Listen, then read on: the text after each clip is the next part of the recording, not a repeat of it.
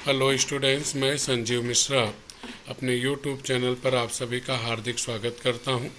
आशा करता हूं आप सब स्वस्थ मस्त और अपनी पढ़ाई में पूरी तरह व्यस्त होंगे। पाठ 4 प्रभात, कवि भारत भूषण अग्रवाल जी। विद्यार्थियों, दूसरी इकाई का पाठ 4 प्रभात, यह एक कविता है जिसके कवि हैं भारत भूषण अग्रवाल जी। प्रभात, प्रभात का मतलब होता है सवेरा, सुबह, प्रातःकाल, सूर्योदय के समय का। आइए जानते हैं कि कवि ने इस कविता में किन किन बातों का जिक्र वर्णन किया हुआ है, उसको हम लोग पढ़ते हैं। पद्य संबंधी, जब आप लिखने जाते हैं अपना पद्य विश्लेषण, तो वहां से पे दो मुद्दे आपको लिखने होते हैं। एक होता है कविता की विधा, वह आपको यहाँ से मिल जाएगी। दूसरा कि आपको जो अंतिम होता है कविता से प्राप्त संदेश प्रेरणा, वह भी आपको यहाँ से मिलेगा। प्रस्तुत नई कविता में भारत भूषण अग्रवाल ने सूर्योदय, सूर्योदय अर्थात सूर्य के उदय, सूर्य के निकलने एवं प्रातःकाल का, प्रातःकाल अर्थात सुबह का बड़ा ही मनोरम दृश्य उपस्थित किया है। मनोरम अर्थात मन जिसमें रम जाता है, लीन हो जाता है, उसे मनोरम दृश्य कहते हैं, उपस्थित किया है। दिनकर का आगमन होते ही, दिनकर किसे कहते हैं? सूर्य को कहते हैं। आगमन होते ही फूल पौधे प्राणी पक्षी वातावरण में होने वाले परिवर्तनों का कवि ने बहुत ही मनोरम वर्णन किया है। यह यहाँ रचना की चित्रात्मक शैली दर्शनीय है, अर्थात कविता को पढ़ते समय ऐसा लगता है कि जैसे हमारे आंखों के सामने चित्र दिखाई पड़ रहे हों। तो यहाँ पे कविता की विधा क्या हुई? नई कविता। यही इतना लिखने पे आपको पद विश्लेषण में 1 मार्क मिलता है। इसके अलावा जितना कुछ यहाँ पे आपने पढ़ा है कि कवि ने सूर्योदय का, प्रातः काल का वर्णन किया, सुंदर वर्णन किया, सूर्य के आगमन के समय प्रकृति में कौन कौन से परिवर्तन हो रहे हैं उसका वर्णन किया है, किस शैली में लिखा गया है, इसको अगर आप लिखते हैं तो आपका पद्य विश्लेषण पूरा हो जाता है। विद्यार्थियों, आप जानते ही हैं कि प्रत्येक सुबह, प्रत्येक प्रातः, प्रत्येक सवेरा मानव के जीवन में एक नया विहान, एक नई आशा, एक नई उम्मीद लेकर के आती है। उसी भाव को, उसी विचार को कवि ने यहाँ पर बताया है। यहाँ पे तत्सम शब्दों की भंडार है, अर्थात जो संस्कृत निष्ठ शब्द हैं उनका उपयोग ज़्यादा किया गया है। कविता को पढ़ते समय एक तरफ जहाँ पे हम लोग भावार्थ समझते चलेंगे, तो दूसरी तरफ वहीं पर कविता में आए हुए जो व्याकरण है, शब्द संपदा है, उनको भी करते जाएंगे। और वहीं तीसरी तरफ जो इसमें प्रश्न हमारे बन रहे हैं उनका भी आकलन हम लोग करते जाएंगे। तो आइए पाठ 4 प्रभात कविता को पढ़ते हैं, समझते हैं, प्रश्नों को समझते हैं, व्याकरण को समझते हैं। फूटा प्रभात फूटा विहान, बह चले रश्मि के प्राण, विहग के गान, मधुर निर्झर के स्वर, झर झर झर झर। प्रभात, प्रभात का मतलब है सवेरा, सुबह, प्रातः काल। विहान का भी अर्थ होता है वही सुबह, सवेरा, प्रातः काल। कवि कहते हैं कि सवेरा हो गया, सूर्योदय हो गया, बह चले रश्मि के प्राण। सूर्योदय होने पर, प्रातः होने पर, सवेरा होने पर प्रकृति में क्या कुछ बदलाव हो रहा है उसका वर्णन कवि करते हुए कहते हैं रश्मि, रश्मि अर्थात सूर्य की किरणें। कवि कहते हैं कि जैसे ही प्रातः होने लगा, सवेरा होने लगा, वैसे ही चारों तरफ आकाश में, चारों तरफ सूर्य की किरणें निकलती हुई दिखाई देने लगी, सूर्य की किरणों के प्रकाश दिखाई देने लगे। पूर्व दिशा से निकलने वाले सूर्य की किरणें धीरे धीरे अपना प्रकाश चारों दिशाओं में फैलाने लगी। विहग के गान, विहग अर्थात पक्षी। कभी कहते हैं कि जैसे ही सूर्योदय हुआ, सूर्य की किरणें दिखाई देने लगी, निकलने लगी, उसी समय तुरंत थोड़े ही समय के बाद जो पक्षियों का समूह है वह मधुर आवाज में, मीठी आवाज में कलरव करने लगा, गान करने लगा। मधुर निर्झर के स्वर झरझर झरझर। मधुर अर्थात मीठा, निर्झर अर्थात झरना, स्वर आवाज।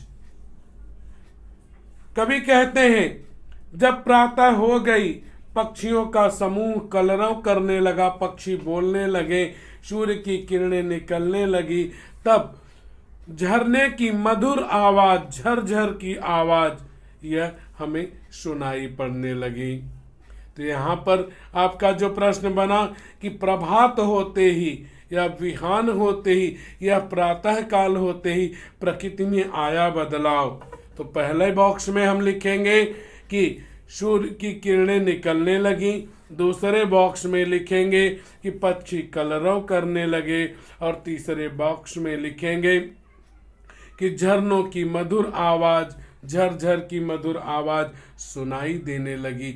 अब यहाँ पर देखें तो झरझर यह आपका शब्द युग्म होगा। निम्नलिखित शब्दों के लिए पद्यांश में आए हुए शब्द या पद्यांश में निम्नलिखित शब्दों के लिए प्रयुक्त शब्द, अर्थात इन शब्दों के लिए पद्यांश में कौन से शब्द आए हैं। जैसे दे दिया गया सूर्य की किरणें, तो उसके लिए कौन सा शब्द आया है? रश्मि। दे दिया गया पक्षी, विहग। कलरव, गान। मीठा, मधुर। झरना, निर्झर। आवाज या ध्वनि, स्वर। प्रातः काल, विहान या प्रभात। अगर आपको कहा गया प्रभात में प्रत्यय लगाइए तो ई प्रत्यय लगेगा, प्रभाती। आगे बढ़ते हैं। प्राची का यह अरुणाभ क्षितिज, मानो अंबर की सरसी में फूला कोई रक्तिम गुलाब, रक्तिम सरसिज। प्राची अर्थात पूर्व दिशा। अरुणाभ, अरुण और आभा, आभा मतलब चमक, अरुण मतलब लाल। क्षितिज, क्षितिज वह स्थान जहां पर सूर्य की किरणें धरती और आकाश आपस में मिलते हुए दिखाई देते हैं। अंबर, आकाश, आसमान। सरसी मतलब तालाब, तलैया या ताल। रक्तिम, रक्तिम अर्थात लाल रंग का। आप जानते हैं कि गुलाब लाल होता है, आजकल तो बहुत सारे रंगों में आने लगा है। रक्तिम मतलब लाल। सरसिज, सरसिज कमल को कहते हैं। कभी यहां पर उत्प्रेक्षा अलंकार का उपयोग करके प्रकृति में जो परिवर्तन सूर्य के आगमन से हुआ है, प्रातः काल होने से हुआ है, उसका वर्णन कर रहे हैं। प्राची का यह अरुणाभ क्षितिज, कवि का कहना है कि जैसे ही सूर्योदय हुआ, पूर्व दिशा, पूरी की पूरी पूर्व दिशा वह लाल रंग में दिखाई देने लगी। साथ ही साथ जहां पर धरती और आकाश मिलते हुए दिखाई दे रहे हैं, पूर्व की दिशा, वहां तक आकाश से धरती तक लाल रंग की दिखाई दे रही। मानो अंबर की सरसी में फूला कोई रक्तिम गुलाब, रक्तिम सरसिज। कवि कहते हैं कि पूर्व दिशा में आकाश से लेकर धरती तक जो लालिमा छाई है, लाल रंग दिखाई दे रहा है सूर्योदय के समय, उसे देखकर ऐसा ही लगता है मानो कि आकाश के तालाब में, आकाश की तलैया में कोई लाल रंग का गुलाब खिला हो या फिर लाल रंग का कमल खिला हो। तो यहाँ पे प्रश्न आपका बनता है कि परिच्छेद में आए हुए विशेष, पद्यांश में आए विशेषण शब्द, तो अरुणाभ, रक्तिम, ये दोनों विशेषण हैं। क्षितिज की विशेषता बताने वाला शब्द अरुणाभ, गुलाब की और सरसिज की रक्तिम। यहाँ पर आया हुआ अलंकार यह है उत्प्रेक्षा अलंकार। इस तरह से कवि यहाँ पे उगते हुए सूर्य की उपमा तुलना लाल रंग के गुलाब से अथवा लाल रंग के कमल से करते हैं। धीरे धीरे लो फैल चली आलोक रेख। कवि कहते हैं कि एक ही बार में नहीं, एक झटके में नहीं, बल्कि धीमी गति से देखते देखते धरती पर चारों ओर आलोक अर्थात प्रकाश की रेखा फैल गई। अर्थात कवि का कहना है कि देखते देखते धीरे धीरे धरती के ऊपर चारों तरफ प्रकाश फैलने लगा। यहाँ धीरे धीरे यह शब्द हो आपका शब्द युग्म हो गया। आलोक में अगर प्रत्यय लगाएं तो इत प्रत्यय लगेगा और अर्थ होगा, शब्द बनेगा आलोकित। धुल गया तिमिर। अब जैसे ही सूर्य का प्रकाश धरती पर फैला है, सूर्योदय हुआ है, तो सूर्योदय का क्या प्रभाव पड़ता है। कवि कहते हैं कि जो तिमिर था, अंधेरा था, अंधकार था, वह नष्ट हो गया। सूर्योदय होने अर्थात प्रकाश फैलने पर ये पड़ने वाला प्रभाव तो क्या क्या होगा, या धीरे धीरे प्रकृति में आया हुआ बदलाव तो पहला हो जाना है कि चारों तरफ प्रकाश फैल गया। अगला, धुल गया तिमिर। जो अंधकार था, जो अंधेरा था रात के कारण, वह अंधेरा भी नष्ट हो गया, दूर हो गया। बह गई निशा। निशा मतलब रात, और जो रात थी वह बीत गई, वह चली गई। चहु ओर देख धुल रही विभा। कवि कहते हैं कि चारों तरफ देखने पर यह दिखाई देता है कि विभा अर्थात रात वह बीत चुकी है। चहु ओर अर्थात चारों दिशाओं में। आप जानते हैं चार दिशाएं कौन सी, उत्तर, दक्षिण, पूर्व और पश्चिम। तो वही कवि का कहना है कि धीरे धीरे देखते देखते चारों तरफ प्रकाश फैलने लगा, प्रकाश की रेखा दिखाई देने लगी, जिसके परिणाम स्वरूप, जिसके प्रभाव के स्वरूप धरती पर जो अंधेरा फैला था वह अंधेरा मिट गया, वह अंधेरा दूर हो गया। रात बीत गई, चारों ओर रात जो फैली थी वह अब दिखाई नहीं दे रही है। विमलाभ कांति। विमलाभ का अर्थ होता है स्वच्छ निर्मल प्रकाश। कांति मतलब चमक या प्रकाश। कवि कहते हैं कि चारों दिशाओं से जब रात जा चुकी थी, सूर्य के कारण चारों ओर स्वच्छ प्रकाश दिखाई दे रहा था, दिखाई पड़ रहा था।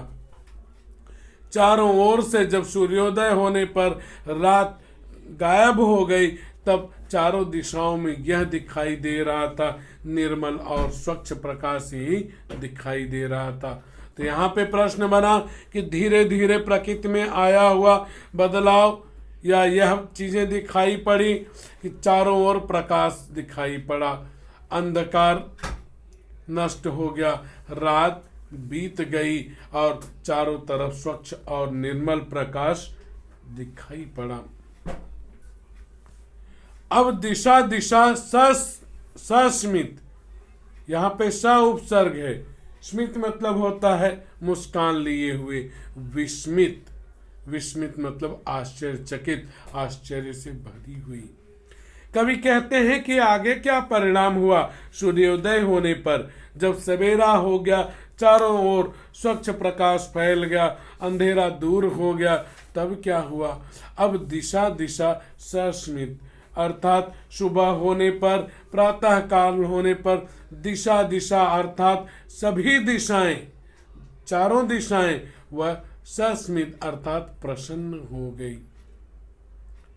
यहाँ पे प्रश्न बना कि सभी दिशाओं के प्रसन्न होने का कारण वह यह है कि रात जा चुकी थी और चारों ओर प्रकाश फैला हुआ था, स्वच्छ निर्मल प्रकाश। दिशाएं, सभी दिशाएं वे प्रसन्न हो गई थी सूर्योदय के कारण, विस्मित और सभी दिशाएं आश्चर्य से भरी हुई भी दिखाई दे रही थी। तो यहाँ पे दिशाएं इस तरह दिख रही थी, सस्मित और विस्मित। यहाँ पे ध्यान रखें कि यह स उपसर्ग है। यहाँ पे दिशा दिशा यह शब्द युग्म हुआ, यह अल्प विराम है आपका। खुल गए द्वार, हंस रही उषा। कभी कहते हैं कि थोड़ी ही देर के बाद लोगों के घरों के दरवाजे खुलने लगे, अर्थात जो लोग सो रहे थे वे नींद से जाग गए और दरवाजा खोलकर, घर का दरवाजा खोलकर वे बाहर आ गए। आपका महत्वपूर्ण संजाल यहाँ पर आपको देखने को मिलेगा। हंस रही उषा। लोगों ने जब अपने घरों के दरवाजे खोले तो उन्होंने पाया कि जो उषा है अर्थात सवेरा है, सूर्योदय है, प्रातःकाल है, वह हंस रही है। उषा यह स्त्रीलिंग है, द्वार पुल्लिंग है, दिशा स्त्रीलिंग है। कभी कहते हैं कि जब लोगों ने दरवाजे खोले तो लोगों ने पाया कि सवेरा मुस्कुराकर उनका स्वागत कर रहा है, उषा मुस्कुराकर हंसकर उनका स्वागत कर रही है। खुल गए द्वार, दृग खुले कंठ, खुल गए मुकुल। द्वार अर्थात दरवाजा, दृग मतलब नयन, आंखें, नेत्र, कंठ मतलब गला। और गले का उपयोग हम किस काम के लिए करते हैं? बातचीत करने के लिए।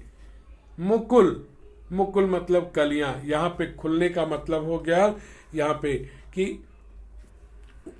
खिलना।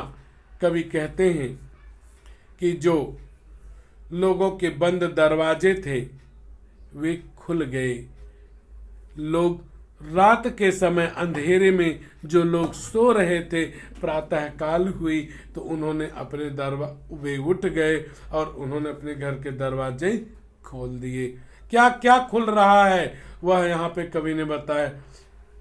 खुल गए द्वार, खुल गए दृग, और साथ ही साथ सवेरा होने पर, प्रातः काल होने पर लोग नींद से उठ गए, लोगों की आंखें खुल गई।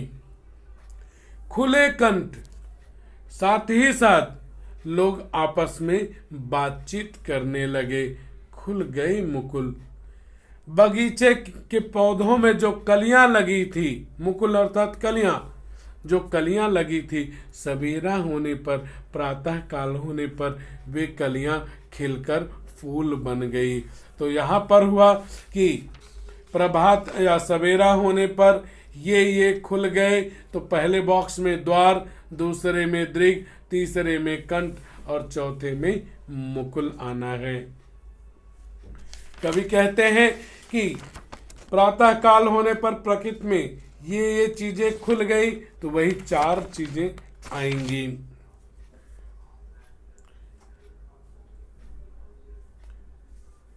सतदल कमल को कहते हैं के शीतल कोशों से निकला मधुकर गुंजार लिए। सतदल अर्थात कमल को कहते हैं, शीतल अर्थात ठंडा, कोश मतलब खजाना और कोश मतलब पंखुड़ी। आप जानते हैं कि कमल जो है अलग अलग पंखुड़ियों से मिलकर के बनता है। तो कोश मतलब संपत्ति, खजाना। मधुकर का अर्थ होता है भंवरा। गुंजार लिए अर्थात भनभनाते हुए, गुनगुनाते हुए। भंवरा जब उड़ता है तो गूं ऐसी आवाज होती है, उसे गुंजार करना कहते हैं। खुल गए बंध मतलब बंधन, छवि के बंधन, छवि अर्थात सौंदर्य। कभी कहते हैं, आगे बताते हैं कि कौन प्रकृति का सूर्योदय होने पर प्रकृति पर क्या प्रभाव पड़ा। वे कहते हैं सतदल के शीतल कोशों से निकला मधुकर गुंजार लिए। वह भौरा जो कमल का रसपान कर रहा था, उसका मकरंद चुरा रहा था, कमल के भीतर बैठ करके उसके रसों को पी रहा था, अचानक संध्या हो जाने के कारण वह उसकी ठंडी पंखुड़ियों में कैद हो गया था। कब? रात के समय, संध्या के समय। क्योंकि आप जानते हैं कि कमल की एक विशेषता है, जब सूर्य निकलते हैं तो कमल खिल जाता है और जब संध्या होती है तो कमल मुरझा जाता है। तो उसी में कमल की पंखुड़ियों में, ठंडी पंखुड़ियों में वह भंवरा जो है उसी में कैद हो गया था। जैसे ही सूर्योदय हुआ वैसे ही वह मधुकर, वह भंवरा गुंजार करते हुए, भनभनाते हुए, आवाज करते हुए वह उस कमल की कैद से बाहर निकल गया। खुल गए बंध। इस तरह से जो बंधन थे, प्रकाश होने पर, प्रभात होने पर, सूर्योदय होने पर वे बंधन नष्ट हो गए, वे बंधन खुल गए, सभी लोगों के बंधन खुल गए, सभी आजाद हो गए। छवि के बंधन, रात के कारण जो प्रकृति का सौंदर्य है वह दिखाई नहीं दे रहा था। सूर्योदय होने पर, प्रभात होने पर वह सारा दृश्य, प्रकृति का वह सौंदर्य, वह बंधनों से मुक्त हो गया और वह भी दिखाई देने लगा। बच्चों, अगर आपको मेरा पढ़ाना अच्छा लगा तो वीडियो को लाइक कीजिए, चैनल को सब्सक्राइब कीजिए और वीडियो शेयर कीजिए तथा कमेंट बॉक्स में कमेंट कीजिए कि आपको मेरा पढ़ाना कैसा लगा।